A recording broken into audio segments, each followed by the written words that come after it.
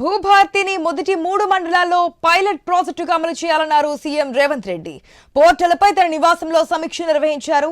భూ సమస్య పరిష్కారం, లావాదేవీలకు సంబంధించిన సమాచారం ప్రజలకు వేగంగా అందుబాటులో ఉండేలా భూభారతి పోర్టల్ ఉంటుందని తెలిపారు. కలెక్టర్ల ఆధ్వర్యంలో భూభారతిపై ప్రజలకు, రైతులకు అవగాహన కల్పించాలని సూచించారు. ఆయా సదస్సుల్లో ప్రజల నుంచి వచ్చే సందేహాలను నివృత్తి చేయాలన్నారు. అనంతరం రాష్ట్రంలోని ప్రతి మండలంలోనూ కలెక్టర్ల ఆధ్వర్యంలో సదస్సులు నిర్వహించాలని ఆదేశించారు. పోర్టల్ బలోపేతానికి ప్రజల నుంచి వచ్చే సలహాలు, సూచనలు స్వీకరిస్తూ ఎప్పటికప్పుడు అప్డేట్ చేయాలని అధికారులకు సూచించారు. వెబ్సైట్తో పాటు యాప్ను పటిష్టంగా నిర్వహించాలని సీఎం ఆదేశించారు.